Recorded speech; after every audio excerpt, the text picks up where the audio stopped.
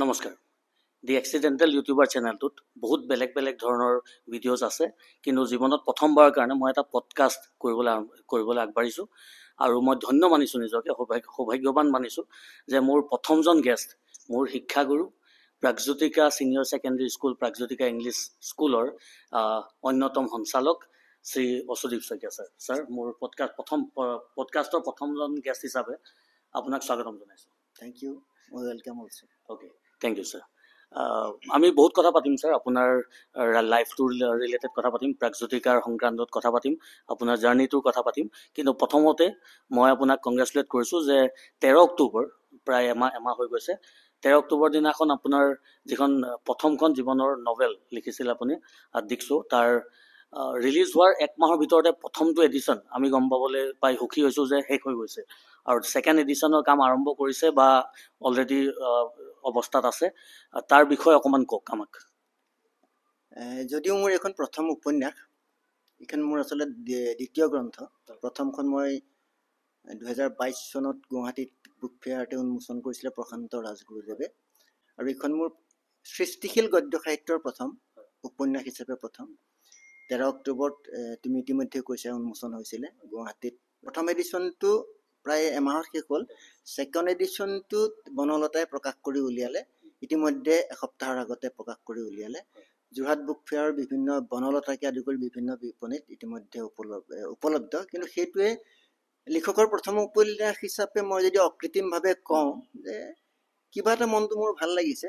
হয়তো কিতাপখনৰ বিকৃতিয়ে মানদণ্ডটো কেতিয়াও নুসুচায়, কিন্তু যি কাৰণতে নহওক কিতাপখনটো প্ৰথম এডিশ্যনটো শেষ হৈছে এমাহৰ ভিতৰত। অসমীয়া কিতাপৰ পাঠক নাই বুলি কয়, সেইটোৰ দ্বাৰা মই আশ্বস্ত হৈছোঁ যে অসমীয়া কিতাপৰ পাঠক আছে। আপুনি বৰ ডাঙৰ কথা এটা ক'লে যে বহুতে আজিকালি কৈছে যে অসমীয়া কিতাপ পঢ়া মানুহ একেবাৰে কমি গৈছে, বিশেষকৈ আজিকালি জেনেৰেশ্যনটোৱে কিতাপৰ পৰা লাহে লাহে আঁতৰিবলৈ আৰম্ভ কৰিছে বুলি ধাৰণা এটা আহিছে। আজিকালি জেনেৰেশ্যনটোক ছাৰ কিতাপলৈ আকৌ আগৰ নিচিনাকৈ আমাৰ আগৰ জেনেৰেশ্যনটো বা আমাৰ জেনেৰেশ্যনটোত যেনেকৈ আমি ধৰক বাহিৰা কিতাপ পঢ়িছিলোঁ। মই সেইদিনাখন বুক ফেয়াৰ যেতিয়া গৈছিলোঁ, যোৰহাট বুক ফেয়াৰত মোৰ সৰুকৈ কথা এটা মনত দেখিলোঁ চকুত, যে ছোৱালী এজনীয়ে বাপেকৰ লগত গৈছে কিতাপ কিনিবলৈ। ছোৱালীজনীয়ে ক'লে যে এখন কিতাপ তাইৰ হাতত আছে, তাই আৰু এখন কিতাপ দেখালে, দেউতা মোক সেইখন লাগে। দেউতাকে তাইক উত্তৰ দিছে, তই যদি ইমানবোৰ কিতাপ কিনিলে তোৰ অহা মাহত পৰীক্ষা আছে, পৰীক্ষাত তই কি পঢ়িবি?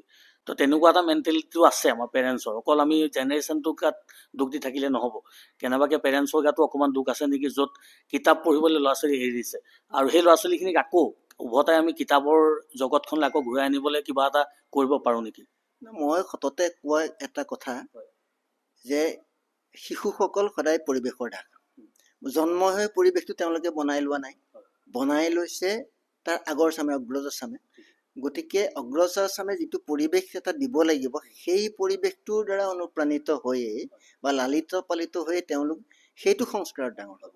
আৰু তুমি যে ক'লা যে এতিয়া যুৱ প্ৰজন্মই কিতাপ পত্ৰ কম পঢ়িছে, কিন্তু মই কালি যোৰহাট গ্ৰন্থমেলাত কিবা এটা আলোচনা চক্ৰলৈ মাতিছে, লেখক পাঠকৰ আলোচনা বুলি। তাত গৈ পেলাই দেখিলোঁ, মই যিমান সময় 3-4 ঘণ্টা তাত আছিলোঁ, তাত দেখিলোঁ গ্ৰন্থ বিপণীত যিমানখিনি ক্ৰেতা আছে তাৰ সৰহসংখ্যকেই কিন্তু যুৱক যুৱতী। আৰু প্ৰত্যেককে মই দেখিছোঁ কিতাপ খুচৰি চাই পাত লুটিয়াই কিতাপ কিনিছে। এই যে যুৱ প্ৰজন্মৰ কিতাপ পঢ়িবলৈ এৰিছে বুলি কয়, মোৰ এই কথাটোৱে কালিৰ মোৰ প্ৰত্যক্ষ অভিজ্ঞতাই মই কৈছোঁ 70 to 80% কিন্তু ক্ৰেতা যুৱ প্ৰজন্ম। গতিকে তাতকৈ মই আৰু এইটো কথাত নকওঁ নেকি। আচলতে আমি যুৱ প্ৰজন্মৰ মানসিকতা বুজি পাব লাগিব লিখক হিচাপে। মই নিজকে লিখক বুলি কোৱা নাই, যিকোনো লিখকে। সময় গতিশীল সময় বুলি কওঁ, সময়ৰ লগত চব পৰিৱৰ্তন হৈ আহিছে। আমাৰ মানসিকতাৰ পৰিৱৰ্তন হৈছে। জুই আৱিষ্কাৰ, চকাৰ আৱিষ্কাৰ হোৱাৰ পিছৰ পৰা যিখিনি বিকাশ হৈ আছে মানৱ সভ্যতাৰ, মানসিকভাৱে বিকাশ হৈছে, মানসিক পৰিৱৰ্তন ঘটিছে।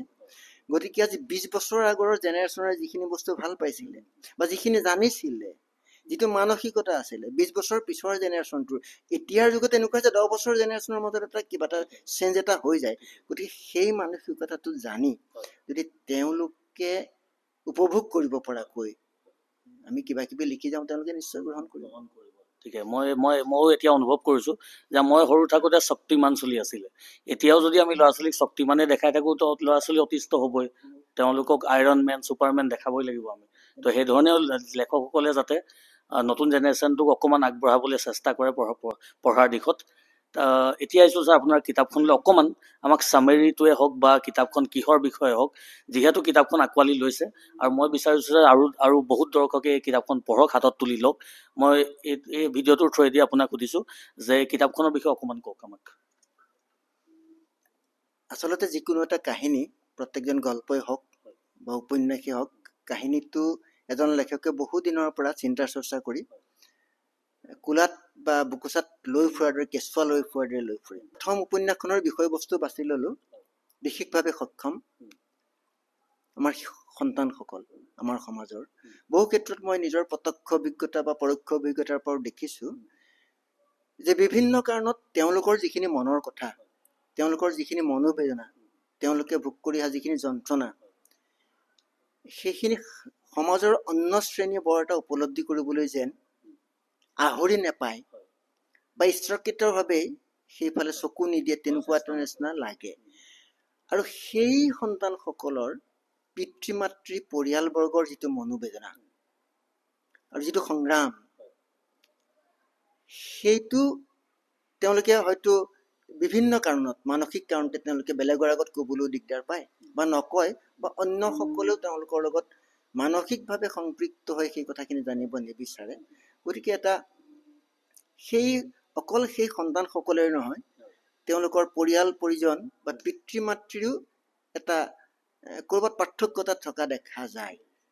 গতিকে সেই তেওঁলোকে নিজে নোকোৱা কথাখিনি, তেওঁলোকে নিজে ক'ব নোৱাৰা কথাখিনি মই উপন্যাস আকাৰত বিভিন্ন চৰিত্ৰ সৃষ্টি কৰি, কাহিনী সৃষ্টি কৰি উপস্থাপন কৰিবলৈ চেষ্টা কৰিছোঁ।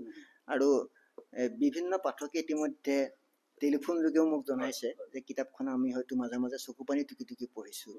মোৰ দুজনমান বন্ধু আৰু সাহিত্য প্ৰেমীয়েতো কৈছে যে এখন মই এতিয়া নিজৰ উপন্যাসৰ কথানো কেনেকৈ কওঁ, যে উৎকৃষ্ট উপন্যাস। গতিকে এই কথাখিনি এনেদৰে যদি আমি সমাজলৈ আগবঢ়াই যাব পাৰোঁ, গতিকে সমাজৰো বহুত কৰণীয় আছে।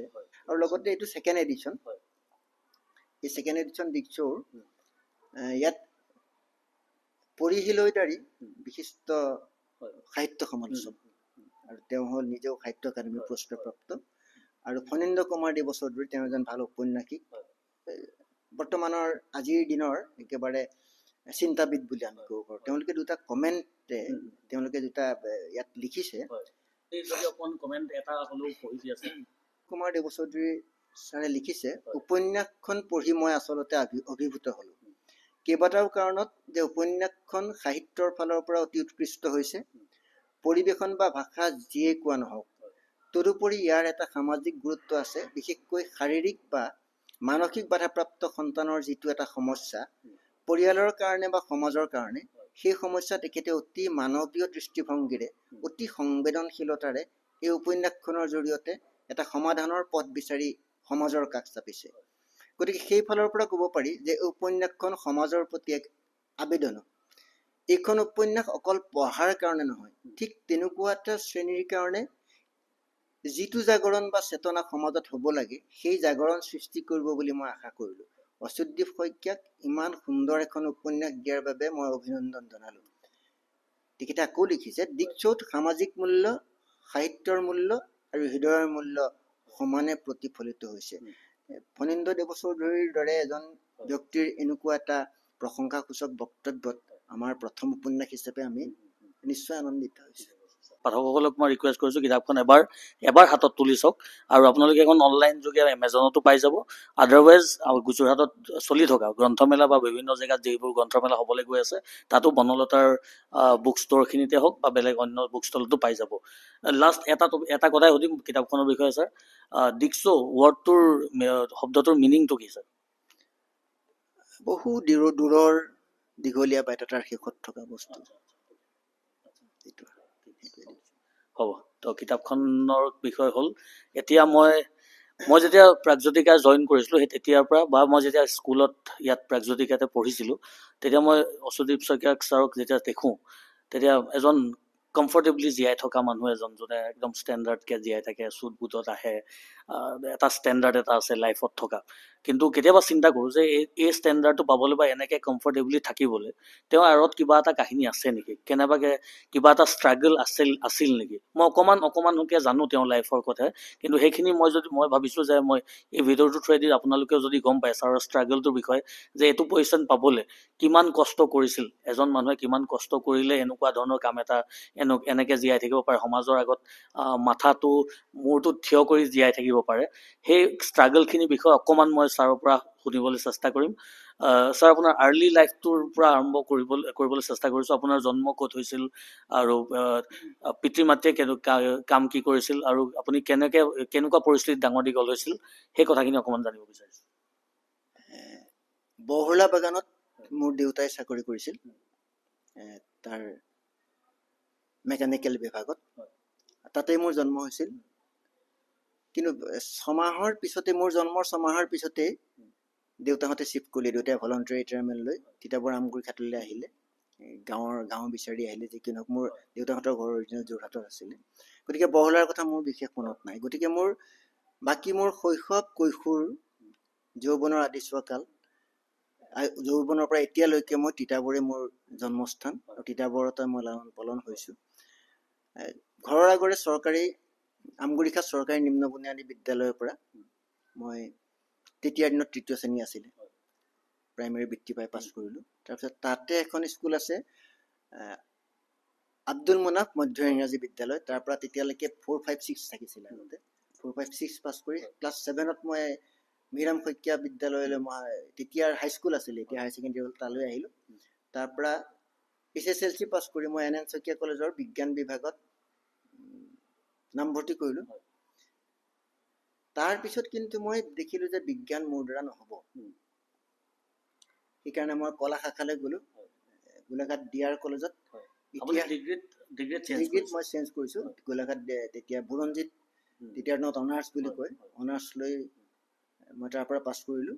আৰু তাৰপিছত গুৱাহাটী বিশ্ববিদ্যালয়ৰ পৰা সেই একেই বুৰঞ্জী বিভাগত স্নাতকোত্তৰ পালোঁ। আৰু তুমি যে এটা কথা কৈছা, আপোনাৰ শৈশৱ কালৰ কথা, শৈশৱ বুলি নহয়, মই আগৰ কেইটামান ইণ্টাৰভিউটো বা আগৰ কিতাপখনত লিখিছোঁ এটা কথা, যিখন যোগফল জীৱনৰ এখনা বুলি, যে দৰিদ্ৰতা মোৰ জীৱনৰ বাবে আশীৰ্বাদ আছিল।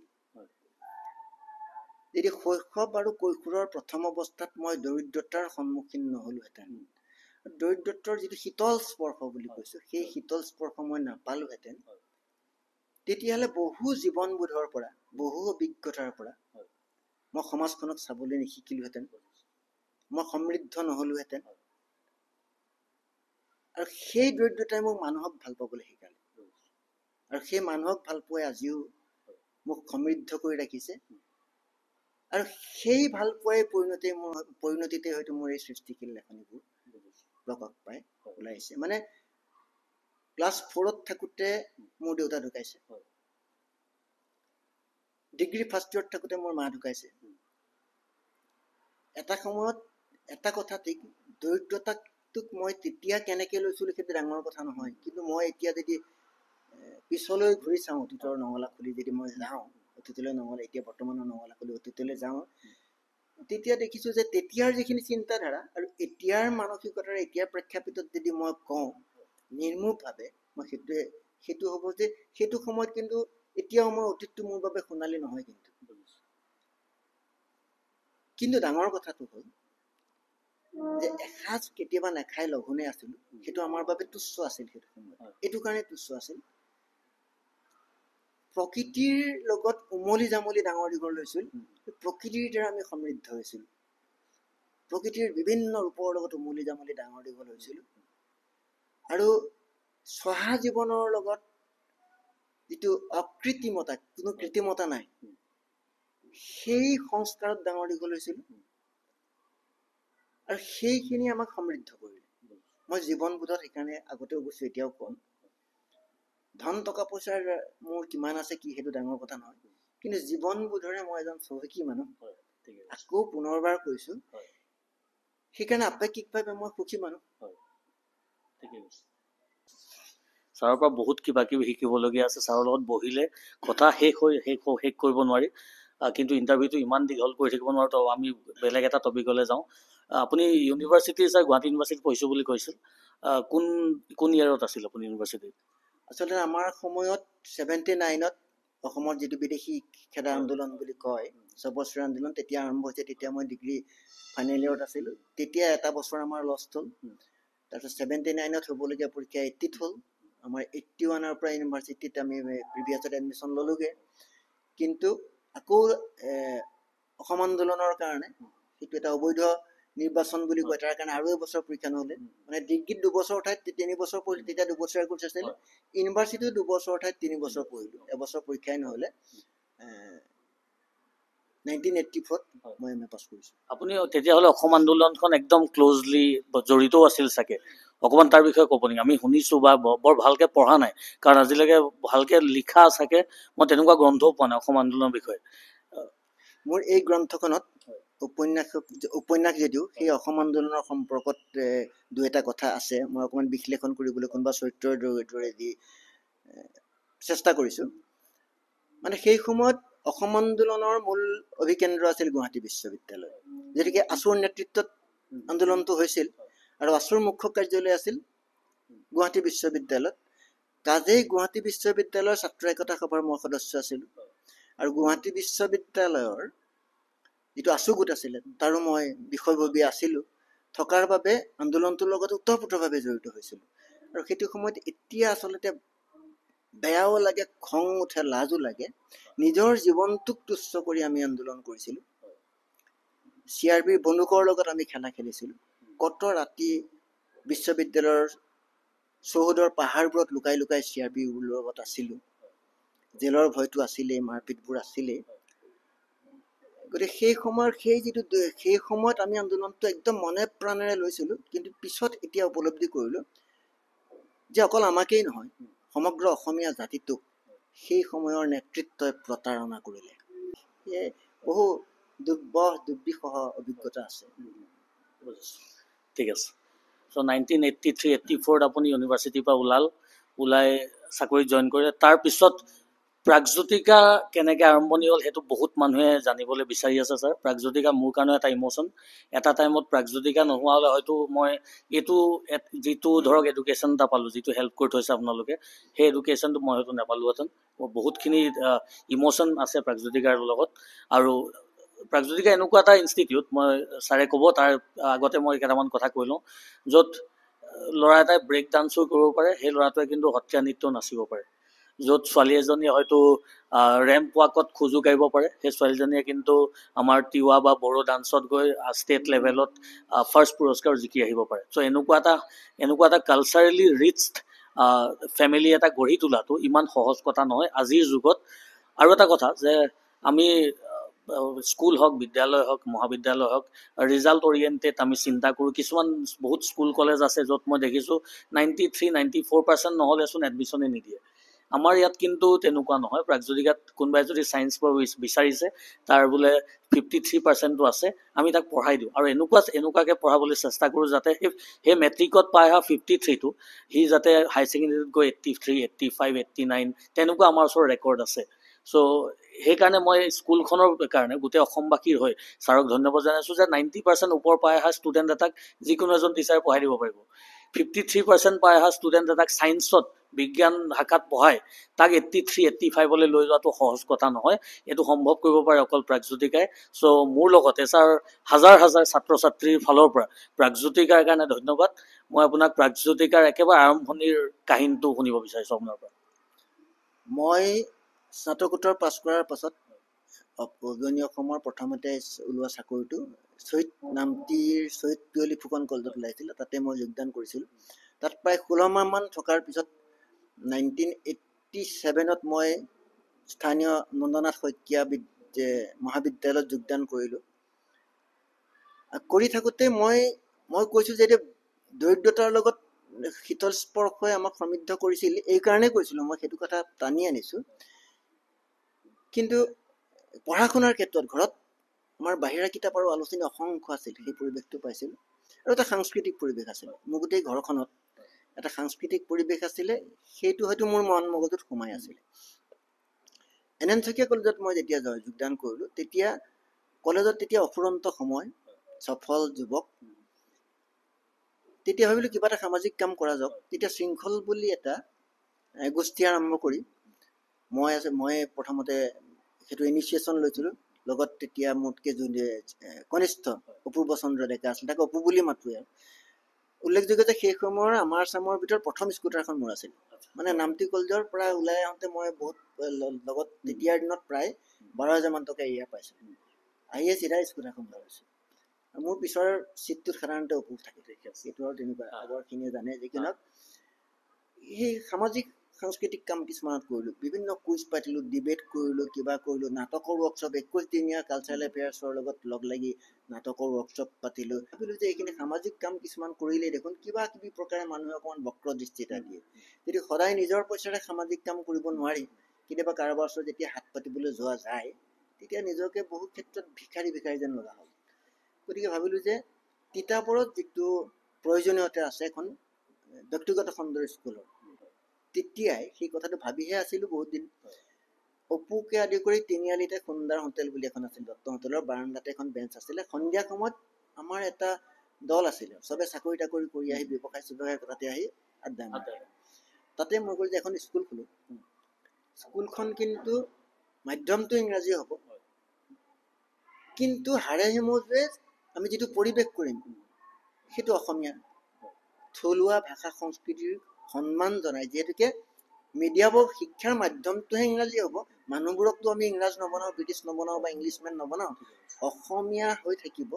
তাৰ কাৰণে আমি থলুৱা ভাষা সংস্কৃতিক সৰ্বাধিক গুৰুত্ব দি এখন ইংৰাজী মিডিয়ামৰ স্কুল খুলিম। তেতিয়া অপুৱে ক'লে, মোকতো দাদা বুলিয়ে কয়, দাদা আপুনি মোক ল'ব লাগিব। সেই তেনেকৈ তাৰপিছত স্কুলখন হঠাতে ভাড়াঘৰ এটা লৈ আৰম্ভ কৰিলোঁ। 3টা সৰু মঞ্চৰী A, মঞ্চৰী B প্ৰিপাৰেটৰী 1, 2গৰাকী টিচাৰ, এগৰাকী আয়া, হৰেণ নামৰ যে আমাৰ লগত থাকে, প্ৰথমতে সি আছিল, সৰু ল'ৰা, একদম সৰু ল'ৰা। তেনেকৈ 68 জন ছাত্ৰ ছাত্ৰী লৈ পেলাই আৰম্ভ কৰিলোঁ। তেতিয়া স্থানীয় কিছুমান মানুহে আমাক বহুত সহায় কৰিছিলে, যে মোৰ ল'ৰা দিম তেনেকুৱা দিম। তাৰপিছত তেনেকৈ আৰম্ভ কৰিলোঁ। কৰাৰ পিছত এনেকুৱা হয় যে এতিয়া ক্লাছ 1 পাবগৈ নাই, চবে সন্দেহত থাকে। প্ৰথম ব্যক্তিগত খণ্ডৰ স্কুল। ক্লাছ 2 পাবগৈ নাই, 3 পাব, এতিয়া 5 পালেগৈ, সিহঁতিতো 6 খুলিব নোৱাৰে। তেনেকৈ গৈ আৰম্ভ হ'ল। আৰু যেতিয়া ক্লাছ 8 পালেগৈ, সেইদিনাখন ক'লোঁ যে এই ল'ৰা ছোৱালীখিনি গৈতো ক'ৰবাত হায়াৰ ছেকেণ্ডেৰী পঢ়িব লাগিব, গতিকে আমি হায়াৰ ছেকেণ্ডেৰী খোলোঁ। চিন্তা চৰ্চা কৰি হায়াৰ ছেকেণ্ডেৰী বিজ্ঞান খোলোঁ। চবে ক'লে, আমাৰ কলিগ কিছুমানে ক'লে যে এখন কলেজ আছে, বিজ্ঞান আছে, এখন হায়াৰ ছেকেণ্ডেৰী আছে, তাত বিজ্ঞান শাখা আছে, গতিকে মৰিব খুজিছে বুলি যিটো চেলেঞ্জ আছে, প্ৰত্যাহ্বান আছে, সেইটোকে আৰম্ভ কৰোঁ। 16 জন ছাত্ৰ ছাত্ৰী লৈ বিজ্ঞান শাখা আৰম্ভ কৰিলোঁ 2000 চন। তাৰপিছত তাত কম্পাৰ্টমেণ্টেল কিবা কিবি পোৱা আছিলে, গোটেইসকলে পাছ কৰিলে। আৰু তেতিয়াৰ দিনত ফাৰ্ষ্ট ডিভিজন পোৱাটো বহুত ডাঙৰ কথা আছিলে। এটাও ফাৰ্ষ্ট ডিভিজন লোৱা নাছিলে, কিন্তু 4টাই ফাৰ্ষ্ট ডিভিজন পালে। তাৰপিছত ক্ৰমান্বয়ে আগবাঢ়ি আহিলে। 2003 চনত প্ৰতিবন্ধীসকলৰ তাৰ প্ৰতি মোৰ এটা চাব কৰ্ণাৰো আছে। প্ৰতিবন্ধীসকলৰ সুবিধা হোৱাকৈ এখন বিদ্যালয় খুলিলোঁ, গতিকে প্ৰতিবন্ধী শিশু বিকাশ কেন্দ্ৰ। তাৰপিছত 2002 চনত কলা শাখা আৰম্ভ কৰিলোঁ। দ্বিতীয় বছৰতে অসমৰ ভিতৰত প্ৰথম স্থানটো লাভ কৰিবলৈ সক্ষম হ'ল। তাৰপিছত কমাৰ্চ খুলিলোঁ। তাৰপিছত এটা সময়ত আমি নৰ্থ ইষ্টৰ প্ৰথম ৰেচিডেঞ্চিয়েল কোচিং একাডেমি আৰম্ভ কৰিলোঁ। সেইটো কোটাৰ পৰা শিক্ষক শিক্ষয়িত্ৰী আনি। এতিয়াও আমাৰ এটা কথাই আমি ভাল লাগে যে উজনি অসমত আজি কেইবছৰমানৰ আগলৈকে যিমান IITian প্ৰডিউচ কৰিলোঁ, তাৰ সিংহভাগ কিন্তু প্ৰাগজ্যোতিকাৰ সেই একাডেমীৰ পৰা হৈছে। এতিয়াও চলি আছে। আগৰ দৰে এতিয়া যেনিয়ে তেনিয়ে কোচিং ইনষ্টিটিউট হ'ল, ডাঙৰ ডাঙৰ কৰ্পৰেট ছেক্টৰবোৰ আহি গ'ল। শৈক্ষিক পৰিৱেশ নিৰ্মাণ কৰিব লাগিব। সেই শৈক্ষিক পৰিৱেশটোক যদি শ্ৰেণীকোঠাৰ মাজত আবদ্ধ ৰাখি শিক্ষাৰ্থীসকলক ইকনমিক্স, একাউণ্টেঞ্চি, ফিজিক্স, কেমেষ্ট্ৰি, মেথমেটিক্সে পঢ়ুৱাই থাকোঁ, তেতিয়া তেওঁলোকে হয়তো এটা ভাল ৰিজাল্ট কৰিব। কিন্তু শেষত আমি আমাৰ জাতিৰ বাবে, দেশৰ বাবে প্ৰয়োজনীয় যিখিনি মানৱ সম্পদ, সেইখিনি আমি নাপাম। মানৱ হৃদয় বিশিষ্ট কিছুমান মানুহ নাপাম, আমি কিছুমান যন্ত্ৰ পাম। সেই যন্ত্ৰখিনিয়ে এটা সময়ততো ষ্টেণ্ড কৰিছিলে বুলি যে কয়, তেনেকুৱা ষ্টেণ্ড কৰা ল'ৰা ছোৱালীও বহুত আছে। সেইখিনি যন্ত্ৰই কিন্তু দেশখনক উপকাৰ, জাতিটোৰ উপকাৰৰ বিপৰীতে বা দেশখনৰ, ৰাজ্যখনৰ উপকাৰৰ বিপৰীতে বিভিন্ন ক্ষেত্ৰত দুৰ্নীতিৰ পৰা আদি কৰি বিভিন্ন কামত লিপ্ত হৈ অপকাৰহে কৰে। তাৰ বাবে সেই চাম শিক্ষাৰ্থীৰ কিন্তু দোষাৰোপ আমি কৰিব নালাগে। তাৰ বাবে জগৰীয়া হ'ল এই বিদ্যালয়সমূহৰ পৰিৱেশ। আমি বিদ্যালয়খনত সেইটো পৰিৱেশ বনাব চেষ্টা কৰিলোঁ যে এটা সাংস্কৃতিক পৰিৱেশ, যিহেতুকে সংস্কৃতিৰ অবিহনে শিক্ষা কেতিয়াও সম্পূৰ্ণ নহয়।